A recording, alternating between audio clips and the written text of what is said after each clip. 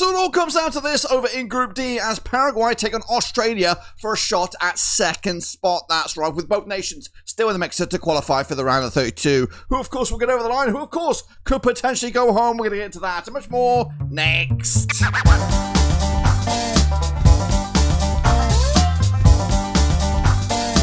That's right, folks, back once again with another video. Today we take a look at match day number 3, that's right, in Group D, and we'll get to that in just 1 second. If you know where you've been, smash your subscribe. You want to show for Blackburn Rovers World Cup previews, that's right. We're going to all hear under one Ruski, that's right. Group D is still alive, a little bit anyway. We already know about the USA, but who will join them in the round of 32? With both these two nations, of course. Or will they join their counterparts? Turkey on the scrap heap. Well, we'll get into all that and much more in a second. Big shout out to my members, big shout out to my patrons, big shout out to you. Can we get 48 likes for this video? Each and every one of the likes for each and every one of the nations. That's right. Please, please, please smash the like. But it is Paraguay, it is Australia, and it's coming at you this coming 25th of June, which is, of course, Thursday, depending on where you are in the world. It might be a Friday if you're in Australia, but it's a Thursday where I am going to be, and it is a late kickoff. But we're going to watch it, I do believe. That's right, coming at you on the chart. San Francisco-based Stadium Santa Clara is the venue for this match, coming at you this coming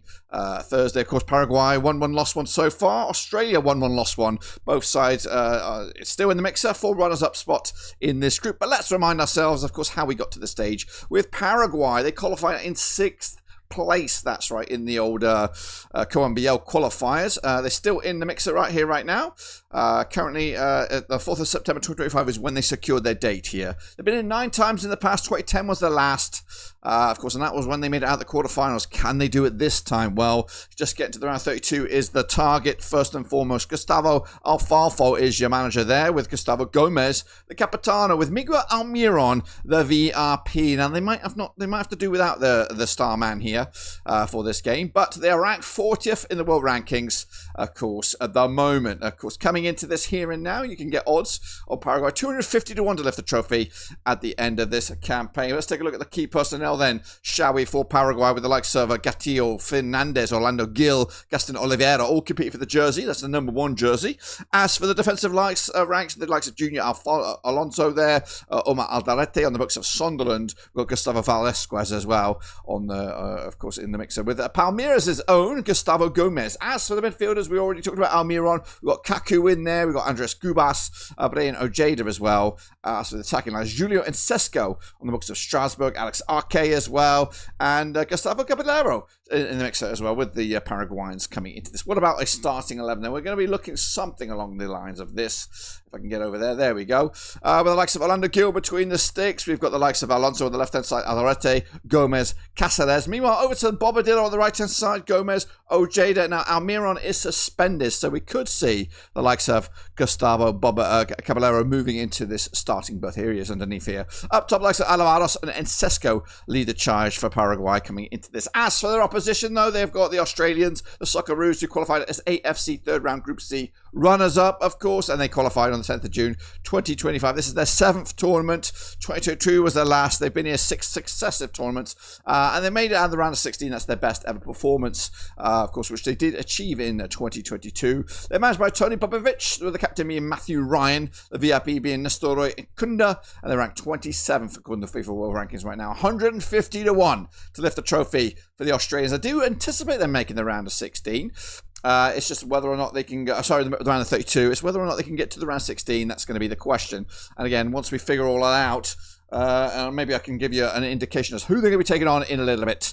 Of course, look at Australia. They've got the likes of Patrick Beach likely to start. Of course, he's been in the goal ever present so far, ahead of the captain, Matthew Ryan. Meanwhile, defenders Milos Deginic, we've got Jacob Italiano, Jordan Boss, Harry Suter as well, Cameron Burgess, all competing for starting jerseys. Meanwhile, Conor Metcalf in midfield on the books of St. Pauli. Over in Germany, we got Cami Delvin on the books of Hearts, who had a cracking season as well. Into the attacking lines, Lecky, Toure, Irakunda. We also got Teti Yengi on as an option for Australia right here. And now, what about starting 11? Then, well, we're going to go with this. Then, shall we? With a 4-3-3 formation. Matthew Ryan, maybe might get a sniff at this one, but Beach has been so far so good. So we'll see who gets the start there. Jordan Boss at left-hand side, Sigarati, Burgess, Italiano making a back four. Into the midfield, Metcalf, Aidan O'Neill, Jackson Irvine competing for the jerseys, and then Malabai. We got Toure and Irakunda up top. We could see the likes, but Meklecki did start the last game. But maybe it's a chance to change things up. But right now, let's head over to Eddie, who's got somebody at the door. Eddie, who's that? Somebody at the door. Oh my. Who could it be? Wow. 2 packages from Fanatics. Unbelievable.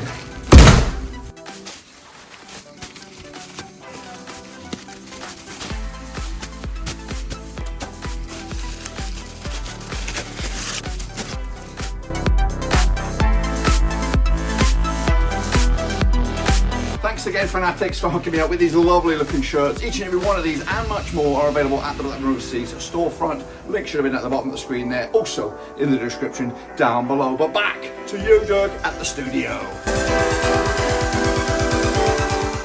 Quick look at the situation over in Group D then, shall we? Heading into this game with Australia and Paraguay both in contention to be runners-up in this group, and also both in contention to qualify one way or another. A draw would satisfy them both with, of course, 4 points, which should see them both through, but that would then leave Australia in the driving seat with, of course, that head-to-head victory with the result against Turkey and the goals scored in that game, and the plus, or the -2, sorry, for Paraguay in this one, going against them at the moment. But a win for either side would see them leapfrog each other and into second place. They cannot dethrone USA in #1 spot, and we already know Turkey are going to go home. So that's the situation in Group D right now, as, of course, this game is a tight one, with these two nations having played a couple times since according to my data, with a win apiece. No, 1 win for Australia, 1 draw.